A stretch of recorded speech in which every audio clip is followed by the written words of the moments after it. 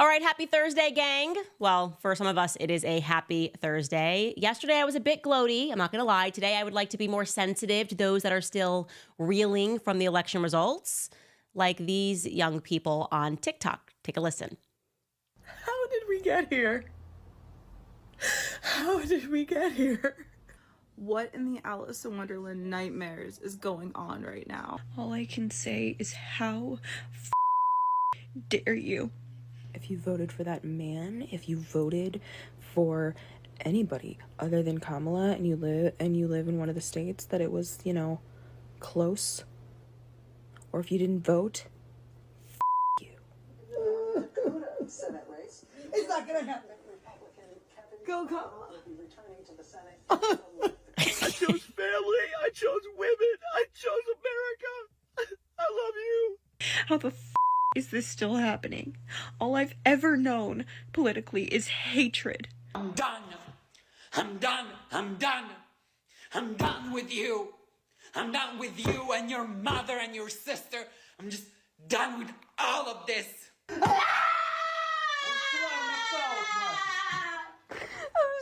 to all my friends who are Trump supporters. But y'all don't understand how scared of this man I am. It is not pretty out there, my friends. It is not pretty, but we are here for them. Also, there's a Democratic civil war that seems to be brewing. They're at each other's throats right now with the Kamala blame game. They're wondering, did she lose because of racism, sexism, misogyny, or is it because we suck and everybody hates us?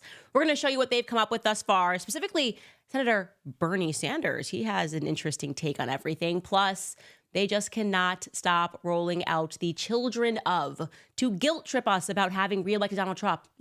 They're like, okay, the children over here are sad. This time they're rolling out the children of illegals. You are not going to believe this clip that is coming out of MSNBC. Actually, you probably will believe it. And lastly, you may have heard that President Biden addressed the nation, but do you care? Like, do you want me to cover it? Because if you want me to, I will. But I kind of feel like I'd rather show you funny TikTok videos because I'm kind of on the fence about covering it. Whatever. We will see. Welcome back to Candace.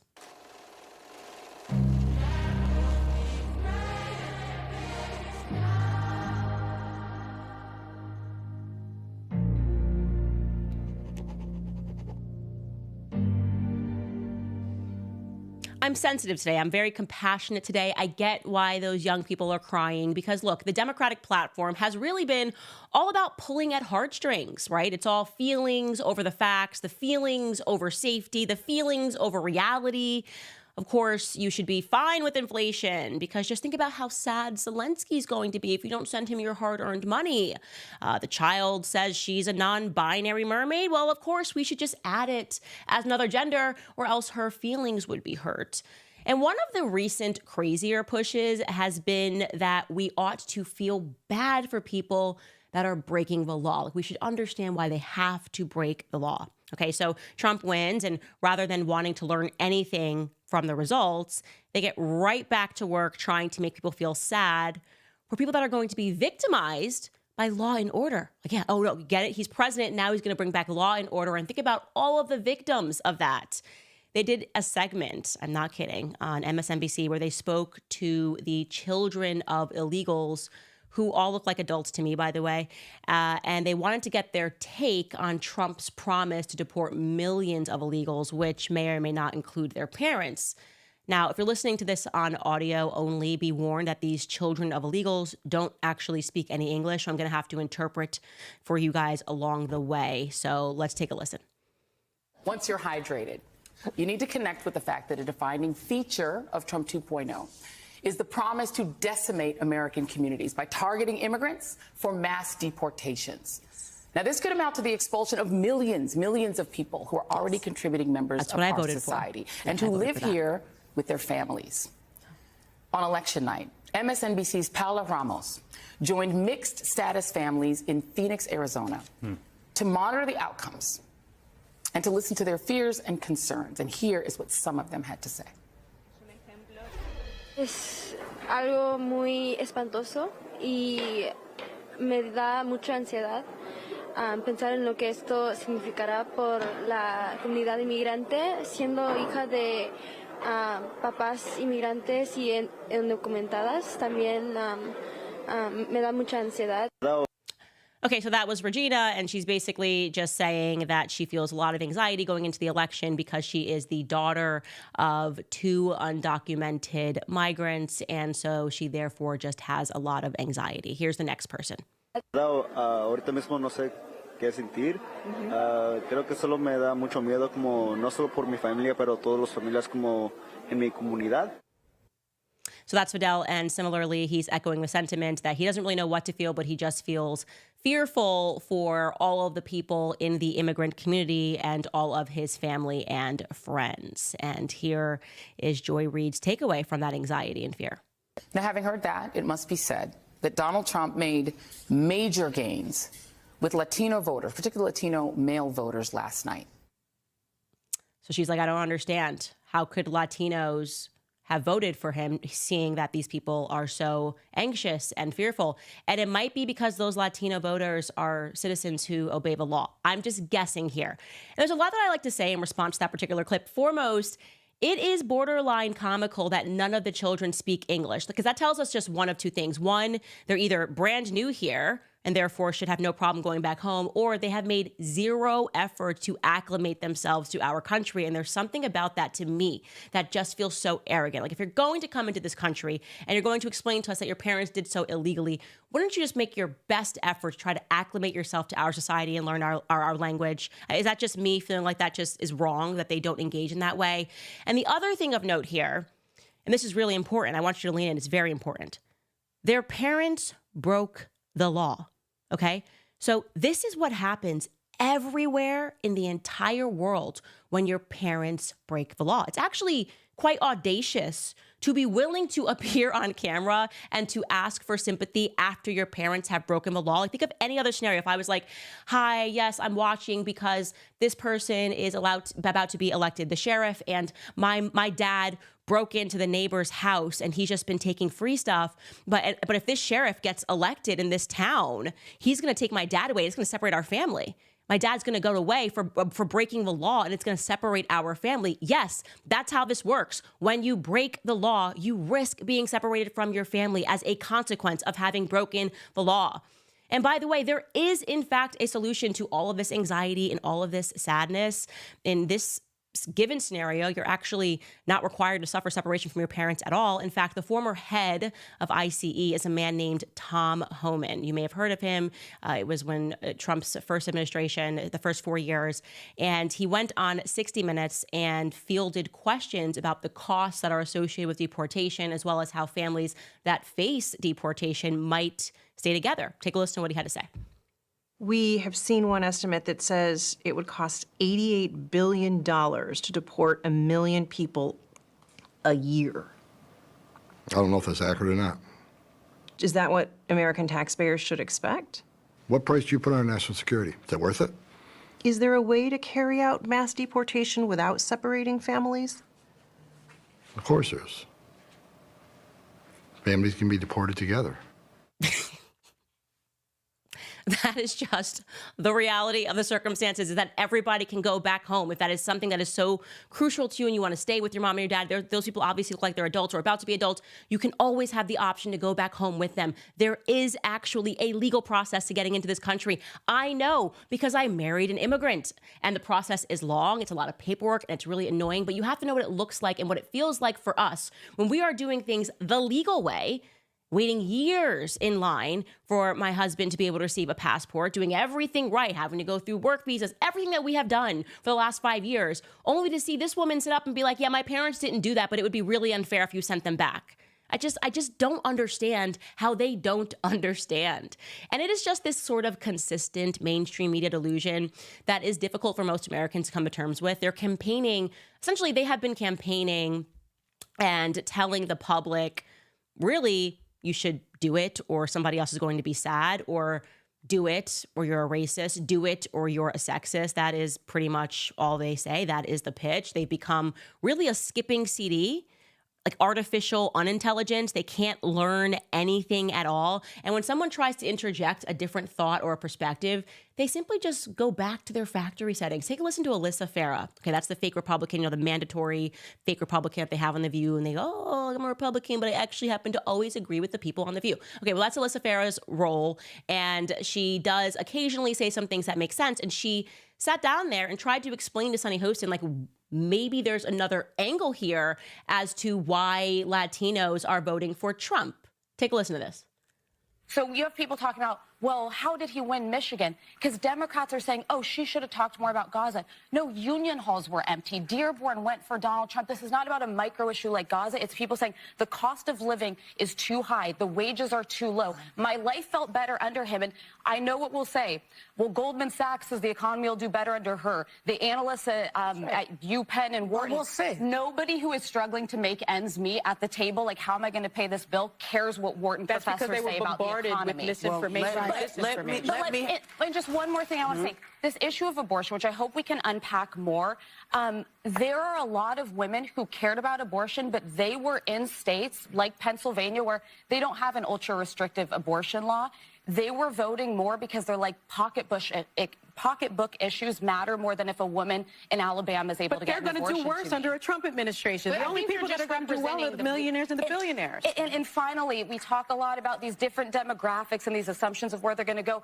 Latinos in Texas, a district that's 97% Latino, went 75 percentage points for Donald Trump. Why? Misogyny. It's on the border. The border crisis is on their doorstep. And they were begging people to care about it for years. We need to take some lessons. That's what that was. The lessons are not Knock.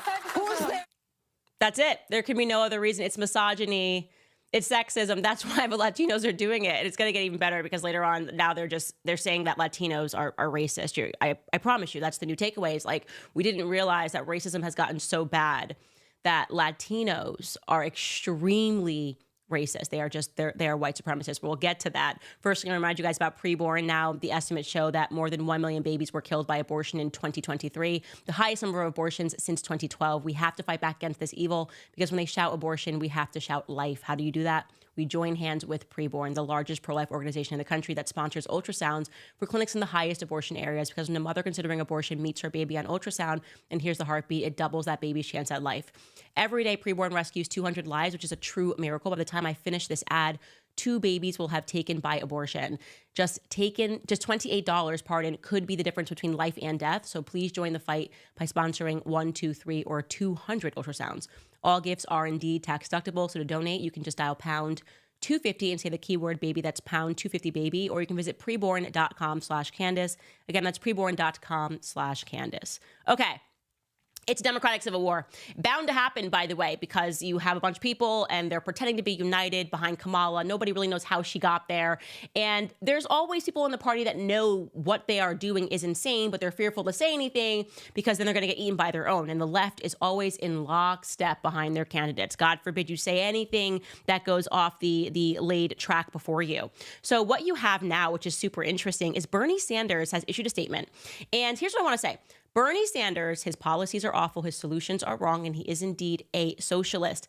But when he ran, he was able to seize the populist left. Like, he accurately is at least able to diagnose the problems, right? He's at least able to diagnose the problems. He just doesn't really know what to prescribe to get rid of the problems. Anyways, here's what he had to say. I'm going to read this to you because I actually thought he did a really good job here. He writes to his fellow Democrats, it should come as no surprise that a Democratic Party, which has abandoned the working class people, would find that the working class has abandoned them. First, it was the white working class, and now it is the Latino and Black workers as well. While the Democratic leadership defends the status quo, the American people are angry and want change, and they are right. Today, while the very rich are doing phenomenally well, 60% of Americans living paycheck to paycheck, and we have more income and wealth inequality than ever before. Unbelievably, real inflation accounted for weekly wages for the average American worker are actually lower now than they were 50 years ago. Today, despite an explosion in technology and worker productivity, many young people will have a worse standard of living than their parents, and many of them worry that artificial intelligence and robotics will make a bad situation even worse. Today, despite spending far more per capita than other countries, we remain the only wealthy nation not to guarantee health care to all as a human right, and we pay by far the highest prices in the world for prescription drugs. we alone among major countries cannot even guarantee paid family and medical leave.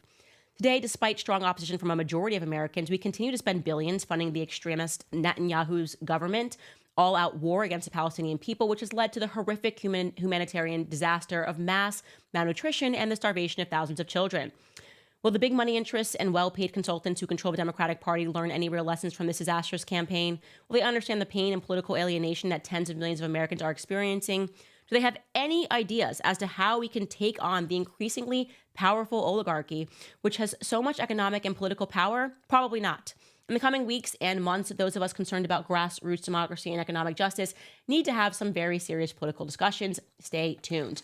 So look, he's calling out lobbyists. He's calling out the fact that the elites are completely out of touch, have no idea what they're doing. They really just went with all of these celebrity endorsements and don't realize that it is true. Young people have a lot of anxiety about the future. They don't know how they're going to be able to afford anything. And there's nobody that is more elitist right now than Democrats, which is why I love this clip. Also sounding very sensible is Anna Kasparian. She has actually grown increasingly more sensible. I would almost argue that she is very much in the middle right now. She used to be a far leftist. When I first got started in politics, she maybe doesn't want to admit that she's very much come over now to a more sensible moderate position. I would almost say moderate right.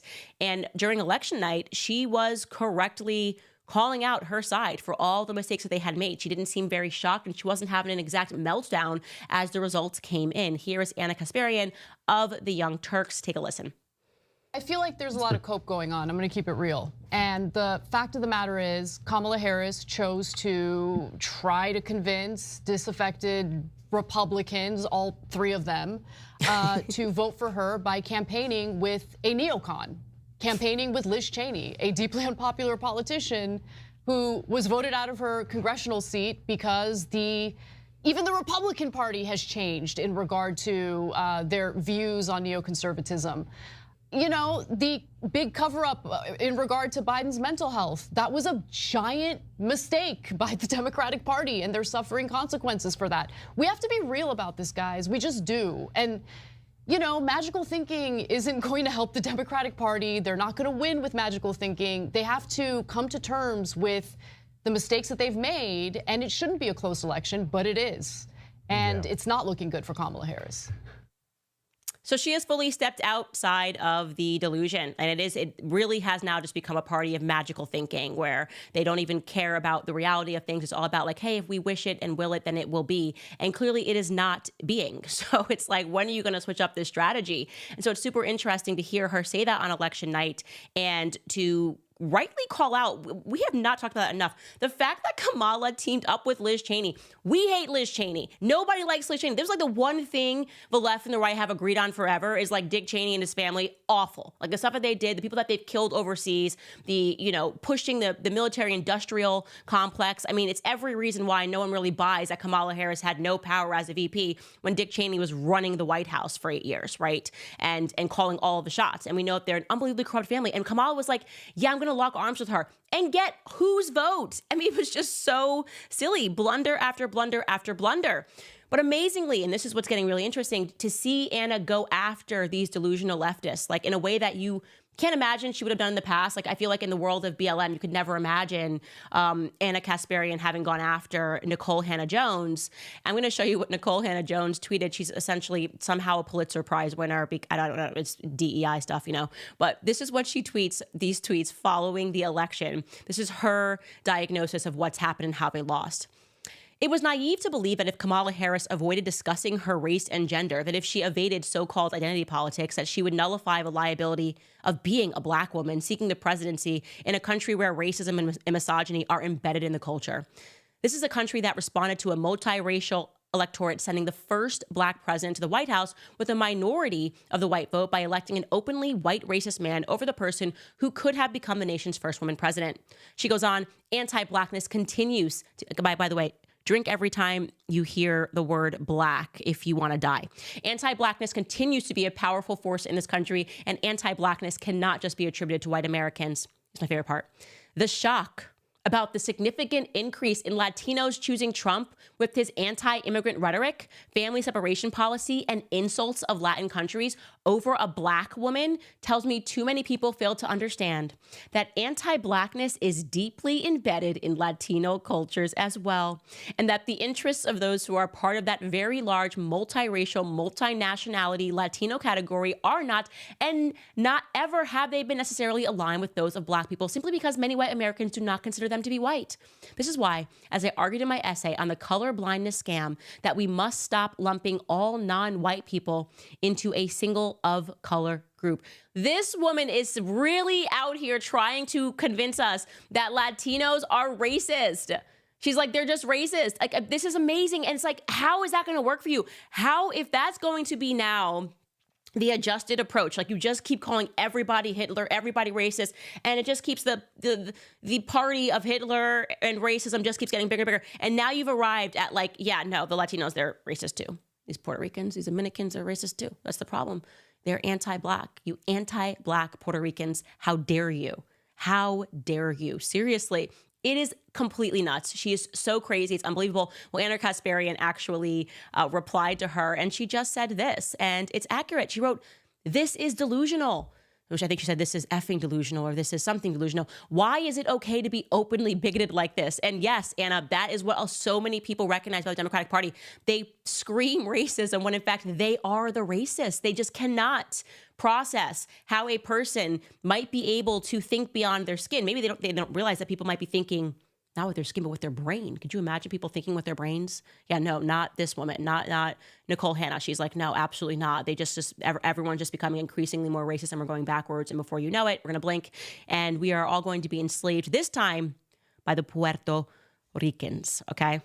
So really, what are we contending with? What are they contending with in the Democratic Party? These are just people who don't want to face reality, people who are legitimately, I believe, suffering from a delusional disorder. Because how else could you describe that? Like, you're just saying Latinos are anti-black. They're choosing to be that delusional. They want to keep up the facade. They want to keep up the performance, even as their tribe gets smaller and smaller and smaller. And who better to give us an example of what I'm talking about when I say utterly delusional and really just speaking to hear yourself speak than Jimmy Kimmel. And I hate to tell you guys, but he's crying again. Take a listen. Let's be honest, it was a terrible night last night. It was a terrible night for women, for children, for the hundreds of thousands of hardworking immigrants who make this country go, for healthcare, for our climate, for science, for journalism, for justice, for free speech. It was a terrible night for poor people, for the middle class, for seniors who rely on Social Security, for our allies in Ukraine, for NATO, for the truth and democracy and decency. And it was a terrible night for everyone who voted against him. And guess what? It was a bad night for everyone who voted for him, too. You just don't realize it yet. Nope. Beg to differ. It was a great night for people that voted for him, and it's been a great week, and it's going to be a great 4 years. But I just have to call out Jimmy Kimmel. We should have put together a compilation. Do you understand how much this man cries on demand? You know who it was a terrible night for? His wife. You know how embarrassing it is just see a grown man cry over Ukraine? He lost it on Ukraine. You think that he has ever stood up there and cried about the gas prices or like the grocery prices or cried on behalf of the Americans, people that are working with their hands and literally paycheck to paycheck because Zelensky's wife needs to go on another shopping spree in Paris, which is what she has done? I mean, there have been articles about the corruption of where our money is going. It can't even be audited. We're just turning a bunch of Ukrainians into oligarchs. They purchased, this is a fact, they have purchased so many yachts. You should have seen the amount of Ukrainians that were rolling up in yachts when I was on vacation in Saint-Tropez. I was not on a yacht. I was just walking the harbor, and there was just a bunch of Ukrainians. Like, it's so insulting. And he's up there crying to keep it going because what is he? He's a fraud. He is a guard for the establishment. His job is to just propagandize, not to understand, right? But to be angry when people take a stand against the deep state because he's a part of the deep state. And I don't know how he went from a person who was once on the Man Show, and if you want to talk about misogyny and sexism, we should go find some old clips of Jimmy Kimmel, to this sad, pathetic excuse of a crybaby man. Man up, Jimmy Kimmel. Put some hair on your chest. You are so embarrassing. I just can't watch this man cry anymore. It's just making me sad on behalf of his wife. It's making me angry on behalf of his wife. I just want to punch him in the chest, you know? I can't get violent here. I can't get violent. I'm already demonetized on YouTube. All right, guys. Anyways, before we get into this next segment, I want to remind you about American financing, because the economy has been a major burden on the average American. The wages are flat, expenses are up, and it is very hard to manage to pay all the bills without using credit cards. So if you're a homeowner and you are frustrated with that cycle, you should make a 10-minute phone call. It's no obligation. Today, you can call my friends at American Financing. Interest rates are coming down, and they are now in the low 5s. So if you are constantly carrying a credit card balance each and every month with a rate in the 20s, American Financing can show you how to put your hard-earned equity to work and get you out of debt. Their salary-based mortgage consultants are saving their customers an average of $800 a month. And if you get started today, you may not have to make next month's mortgage payment. So call today at 800-795-1210. Again, that number is 800-795-1210, or you can just visit americanfinancing.net/Owens. Again, that's americanfinancing.net/Owens. All right, you guys, the celebrity reckoning continues. That's been the best part of this week. Honestly, so many obvious highlights to just answer to the celebrity call, the fake tears, them trying to tell us how to live when they just are so removed from reality. I mean, just people following around, answering their every beck and call, and for them to lower themselves, because that's what they're doing, lowering themselves to pretend that they understand the struggles of the average American people. It was an insult, and guess what? This time we insulted them right back. So I saw this on Instagram. This is former Real Housewives of New York star Bethany Frankel, and she's always been quite rational. Like, I've always kind of liked her takes on a lot of things. I have no idea whether she's left or right. I would assume because she runs a business, she can't be a far leftist. Maybe she's a moderate, but she posted this about what she's learned regarding celebrity endorsements from this election cycle and its results. Take a listen. Hot take, celebrities no longer have influence. Let me prove it. So there are like 300 million people in this country. There are 150 million voters, give or take. And the combined social media followings of the people that endorsed Kamala, meaning Taylor Swift, Beyonce, Selena, Chelsea, Amy, everybody, like powerful people, Obama, Hillary, the combined social media, Jennifer Lopez, etc. The combined number is over 2 billion followers. So over 2 billion followers. And yes, of course, it's what votes matter and what really did it. But over 2 billion followers did not move the needle for 150 million voters. So that means it's spinning wheels, it's useless, it's a flex, and it doesn't even do anything. So you're welcome. John Legend, Chrissy Teigen, De Niro. You can add your own people because there's so many. Interesting, no? What does that mean? That's why LA's taking a beating right now. In real estate, the industry, it's widely known. Very interesting time. The age of authenticity is. Heard of Jay-Z? And what about like television show media impressions? The entire cast of The View, you know, like we just have to adjust instead of just jamming the same narrative down people's throats overall in what works and how to communicate with an audience. I mean, think about that. She is so right. And to hear the metrics in that way, like their combined followers, even if you just took two of them, Beyonce and Taylor Swift, the combined impressions, the combined articles that they're able to generate when they say something, and to realize that it made no impact. In fact, I think it did impact. I actually think it did make an impact. I think it had the reverse impact. I think that they now create repulsion. It is a repelling force when you get a celebrity up there to lecture and to come down from their thrones. Like, they never speak to us. Then it's like election season. They're all like, oh my God, we're so accessible. We're so accessible. I love you guys. Here we are. J-Lo's crying and everyone, and suddenly they're in the crowd and they've just been conspicuously missing for 4 years. It's very insulting. And so it's really, I'm just, again, so proud that we gave them such a clear answer on it. Like, we just said, no, literally, F you. You don't care about us. We don't care about you. And it doesn't matter if we like your music. It doesn't matter if we like your acting abilities. It doesn't matter if we don't like your acting abilities. You just have no business telling us how to vote. And in the end, by the way, Bethany, I would say that they hurt their brands. I think they hurt their brands. I know so many people who just can't watch these people anymore. Like, I don't know how to engage with J-Lo after watching her strain so hard to try to get those tears out. I just don't know how to engage with her. And I've been off of the LeBron James chain, but whatever. The point is that she's absolutely right. And by the way, I was going to ask this question. Speaking of these celebrity endorsements, are they paying them to do these things? So I'm like, what is the thing that actually makes Eminem get out of bed to do something that's so cheesy and off-brand for like a rapper that wants people to think that he's hardcore? Like, are they actually just paying an absurd amount of money? Because I was thinking about that because I was completely blown away by this news item. Apparently, the Kamala Biden campaign, so first Biden and then he passed off the money, obviously to Kamala when he stepped down, raised $900 million from January 1st, 2023. And this is a tweet from a political writer. He writes, Kamala Harris's campaign ended with at least $20 million in debt, per two sources familiar. Harris raised over $1 billion, and she had $118 million in the bank as of October 16th. I'm like, what? She spent more like $150 million in 2 weeks? How? We are so gluttonous in America. The Guardian reported that in November, Kamala's campaign spent $450,000 a day to have ads displayed within the Las Vegas sphere.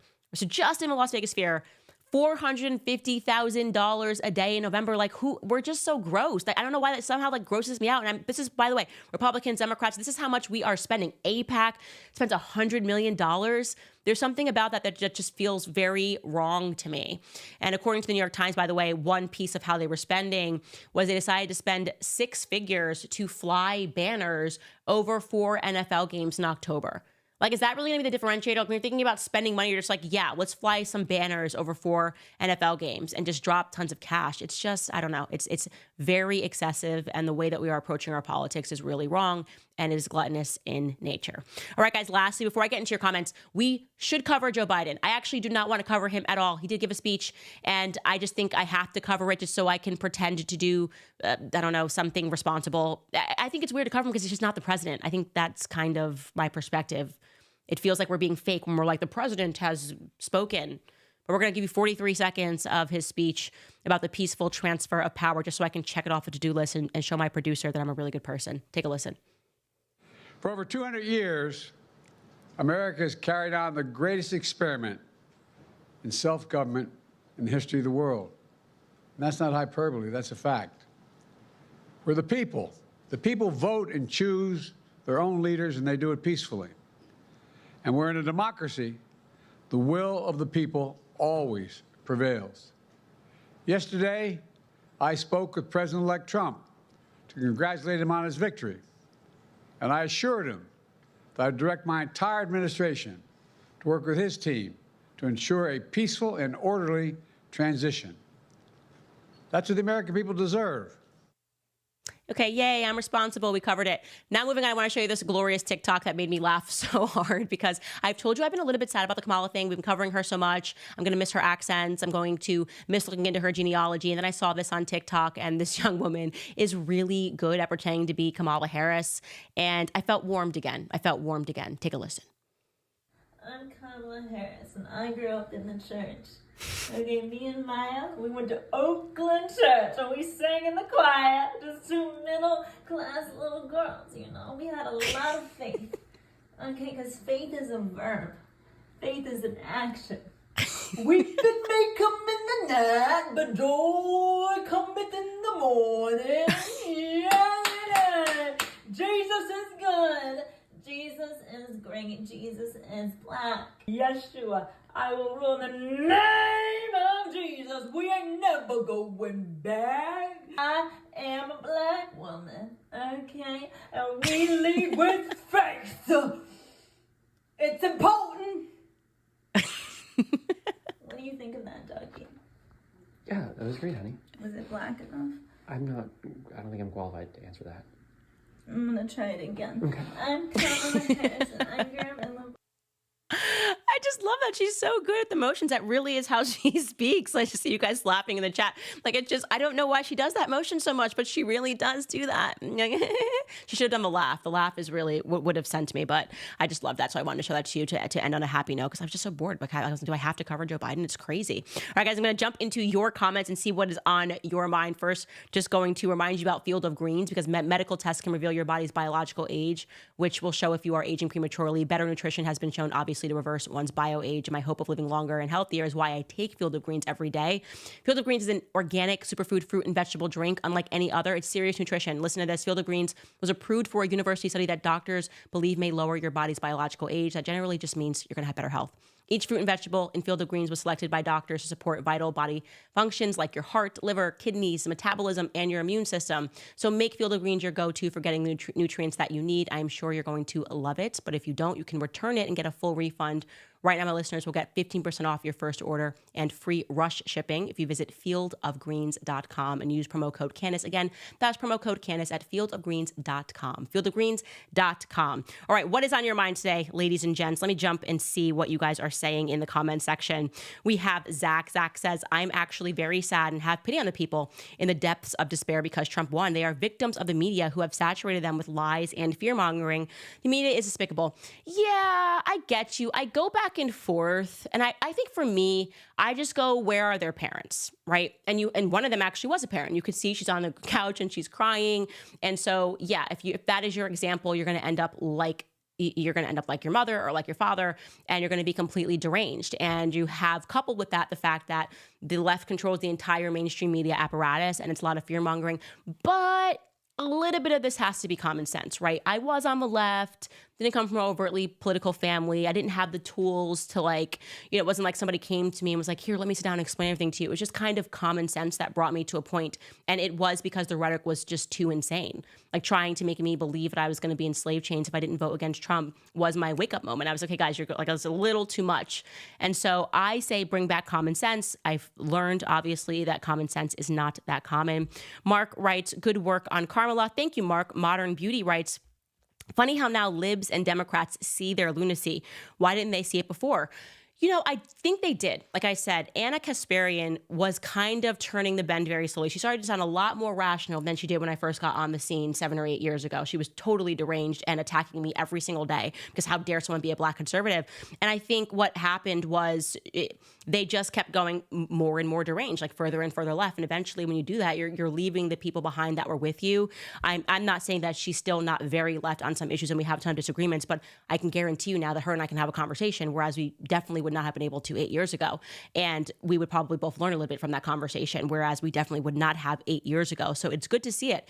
Part of it is thinking about Bernie. They rigged it against him too. Don't you guys remember? They rigged it against Bernie in favor of Hillary. Everyone was feeling the burn. I even thought he was cute. He's a cute little grandpa. He was so innocent. He looked innocent because I didn't really fully grasp his socialist policies.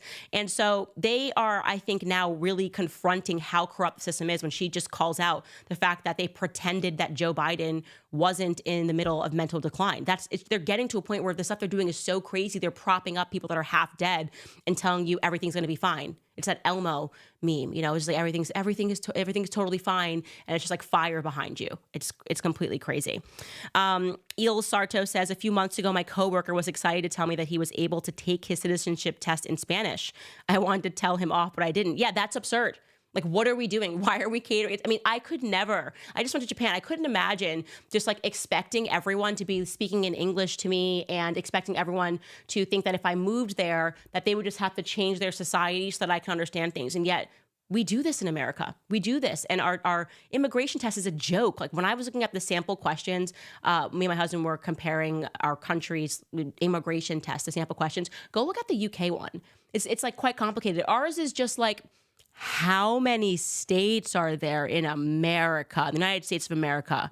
Is it 2? Is it 4? Or is it 50? Like, I'm not kidding. It's like that simple and basic. And really, that might be the reason why we aren't getting the best from all over the world. Okay. Sophia writes, Latina for Trump here. It's insulting for anyone to get a citizenship without paying their dues, waiting the time and going through the vetting process you go through when you do it the right way, like me. Yes, for those of us that have been through it, our families that have been through it, you know how long it takes, and you just get it. And also, it costs a lot of money, and there are so many things that you have to consider when you're traveling and what you're doing. Like, there was an entire period where my husband was grounded, and so we couldn't travel together outside of the country. And then see people that are just like, well, I hopped over the border. and I have kids here. So like, just make me a citizen. And they are being treated better than people that are going through the process. Very, very frustrating. Maud writes, what happened to Kanye and Dave Chappelle? Have they been cloned? Love your work. No, Kanye has not been cloned. I told you I ran into him in Tokyo. It was kind of amazing. He and I just always kind of find each other in the world. Can't tell you about Dave Chappelle, but Kanye just definitively has not been cloned. He was himself, totally himself. He's actually lost a ton of weight, looks very healthy. I think Los Angeles was very, very unhealthy for him. And he was going through an unhealthy spell, like just having gone through divorce and having paparazzi chase him. And in Tokyo, they just do not have that presence there. So I can just say Kanye was Kanye. Always funny, always interesting, and always himself. Carissa writes, apply for citizenship. It took my husband 15 years to become a citizen. He took the oath at a federal courthouse at the exact time that President Trump was taking the oath of office, January 2017. 15 years. And others insist on cutting the line and being like, but look, my kid is sad. Swole Monkey writes, another great thing about this election, we at least finally know who will be president for the first time in a year. Yeah. Exactly, because you know Trump is no shrinking violet. He's not going to allow people to direct him, put stuff on the teleprompter, tell him what to say, tell him what to think. That is something that is a very good thing about him, that he's gutsy and that he's got that like New Yorker billionaire thing going on, and he's not going to be, he likes to be the boss. That is his entire brand, is being the boss. Abigail writes, how is Trump going to be able to deport all of these people? I think Democrats will let off the gas with pandering to black votes and focus on Latinos. I think he's going to do it. Look, it's a second term. Everyone gets all YOLO in their second term, right? They're like, I don't care because I can't come back in here. And so he's going to now be doing it for the legacy. He said he was going to do it, and I think he is going to do it. And the best way to do it is to involve our military. The best way to do it is to involve our military. Easy. To also make them fearful not to cross into the border. That's another thing. I mean, hearing this guy in Poland, he's in Congress in Poland, speak on the stage on election night when we were with PBD, and his name is Dominik Tarczynski. And he said that one of the illegals crossed into Poland and killed their border agent. So they immediately passed a law that said, now we can shoot them. And as soon as that law was passed and they began saying, we're going to shoot you if you come across the border, and maybe they shot a couple of people, no one crosses into the border anymore. Because that's how you learn. It's like, you play with fire, you get burned, you don't stick your hand in the fire anymore. You probably have to kill like 2 people. And I'm assuming that's what happened in Poland, like 2 people before people go, okay, we're not crossing in because they're insane and they're just killing people. And so we're not taken seriously because of this perceived compassion to always understand. And that's like, we are compassion, and we're turning our country into a dump in the process. And so I fully believe that Trump is going to be very tough on this. And as that guy said, when she's like, it's going to cost $88 million a year. I'm like, what? You write that to Zelensky every Wednesday. Like, shut up. Don't even speak to me about the cost of securing our border when you insist we send everything over to Israel and Ukraine and Afghanistan and every other country, Pakistan. So miss me with the budget on that. RG writes, Candace, can you speak on if DACA people are in danger of being deported? No, Trump always said that DACA people that were here under DACA were going to be fine. He said that last time. He's going to uphold that. He is speaking about everyone that has essentially crossed over since Kamala didn't do her job as the borders are. And it's ridiculous thinking that these people are settled. It's completely crazy. It's like, no, you just got to go back home, man. You got to go back home. This is crazy. I know that you guys were getting packets telling you how to break into America, but it turns out that there's a new boss. And you got to go home. You got to go home. You got to go see your grandma, your abuelita, whoever it is. You got to go see. People were coming in from Kazakhstan. I don't even know how to say grandma. I mean, it's completely crazy. People were coming in from China. They were flying over, dropping their passports and dropping their IDs, and then just crossing over their border. You got to go back to China. Okay? All right, guys, couple of announcements. Tomorrow is episode 100 of the Independent Podcast. I'm so excited. The big 100. So buy me presents. Yeah, give me presents. It's my podcast 100th birthday. And some presents you can get me is to subscribe to this channel because we're almost at 3 million subscribers. And you can also go to Locals if you want to donate to the show. Hey, we're flush now. To Trump presidency, we don't have to penny pinch anymore. We can donate whatever you can monthly to keep us independent and not having to worry about the YouTube censors. And what a better day to do it than tomorrow, which is going to be the 100th episode. But also to say, if you want to, you can head to Club Candace and support the show in whatever capacity you want to. We are still selling our hats. They have been a huge success. People love it. Made Kamala Indian again. Yes, we did. TikTok took it down, by the way. They said that this was harassment. Like, why would Kamala being Indian be harassment? I feel like TikTok has something against Indian people. Why do they want her to be black when she's not? what would be wrong with us making Kamala Indian again? I don't know, but they took down my post and said you're not allowed to do that. And we also, of course, have our celebrity tier mugs. If you want to pour liquid and do a nice mug for $47. Trump thumbs up, J-Lo cry, LeBron cry, Cardi B cry. Then you head to clubcandace.com and get you some. Otherwise, we will see you guys here tomorrow.